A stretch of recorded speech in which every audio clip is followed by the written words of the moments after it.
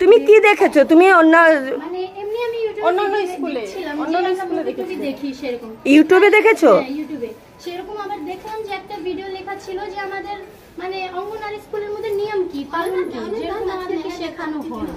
তারপরে আমি দেখেছি সেই ভিডিওটা ওপেন করেছি, সেটা আবার দেখছি ওইখানে বলছেন যে আমাদের এই যে অঙ্গনওয়াড়ি স্কুলে যে কিরকম ভাবে খাবার দেওয়া হবে আর কিরকম ভাবে না দেওয়া হবে, যে আমাদের যত বাচ্চাগুলো আসবে 8টার সময় স্কুলে থাকা উচিত, সেই 8টার সময় হচ্ছে সেরকম হেড কাউন্টিং হলে তারপরে ক্যানটা গুনলে যতক্ষণ হয় যতটুকু হয় ওইরকম ভাবে রান্না বসানো হবে ও মানে কাউন্টিং করে।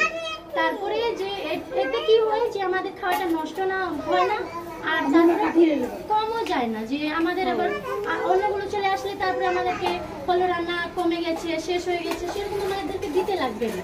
সে আমাদের হেড কাউন্টিং তারপরে ক্যান গুনে গেলে সেরকম আমাদের ভালো রান্না হবে, নষ্টও হবে না আর তারপরে কম সবাই পেয়েও যাবে।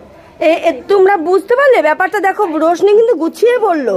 ওকে কি আমি শিখিয়ে বললো? আমি কি ওকে শিখিয়ে দিয়েছি? তোমরা সত্যি কথা বলবে। ও ভিডিওটা দেখে যেটা বলেছে সেটা হলো যে আমাদের ক্যান এই দিদিমণিদের এলাকাতেও একই নিয়ম। 1 ঘন্টার ভিডিও ছিল। তাহলে বুঝতে পারছো আমি কিন্তু রোশনিকে শেখাইনি। আমি রোজ বলি, তোমরা মনে করো যে আমি মন গড়া কথা বলি, এসে অনেকে এই যে শোনো কথা,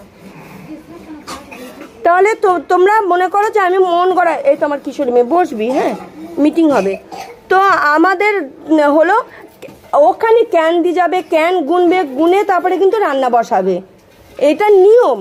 কিন্তু আমি যখন আসছি তখন দেখছি 9টা বেজে গেছে, তখন 9:30 বাজে, হ্যাঁ 9:30 বাজে, তখন মাত্র 3টে আমার স্কুলে বাচ্চা। এবার 3টে বাচ্চাকে দেখে আমি কি রান্না বসাবো? এবার তোমরা বলো। এবার তোমরা যখন 10:30, এখন দেখো ভর্তি হয়ে গেছে। এবার আমি যদি তখন রান্নাটা যদি না বসাতাম তোমরা খাবারগুলো পেতে কি? পেতে না। তাহলে আমি যে তখন আমি বসিয়ে দিলাম, তোমরা হয়তো আসলে না, তাহলে সেই খাবারটা কি হবে? এতগুলো বাচ্চা ফেলানো যাবে। ফেলানো যাওয়া মানে কি সরকার কি আমাকে ছেড়ে দেবে? সেই হিসাবটা তো আমাকে বুঝ করে দিতে হবে। যেরকম ভাবে আমরা বাড়িতে চলি যে না এতটুকু রান্না করবো তারপরে আমাদের বাঁচবে, সেরকম তো আমাদেরকে এটা সরকারি জিনিস ভাবে এটা আমাদেরকে ফেলতে হবে না। তো ওইটাও তো কত সুন্দর বলেছে, হাততালি দাও তোমরা, হাততালি দাও। মানে হলো ও এটাই বোঝাচ্ছে তোমার বাড়িতে যতজন সদস্য আছে, ধরো 10 কিলো তুমি চাল কিনলে মানে 10 দিনের জন্য 10 কিলো চাল কিনলে, 10 কিলো চাল কিনলে তোমাদের 10 দিনের জন্য। এবার তোমাদের বাড়ির 2 জন সদস্য বাড়ি থেকে কোথাও বেড়াতে গেল 5 দিনের জন্য, তাহলে কি সেই চালটাও খরচ করবে? করবে না তো। যেমন বুঝতে পারছো তুমি আরো ভালো মতো বুঝতে পারবে কথাটা। তাহলে কি হচ্ছে, সেই চালটা কিন্তু স্থগিত থেকে গেল।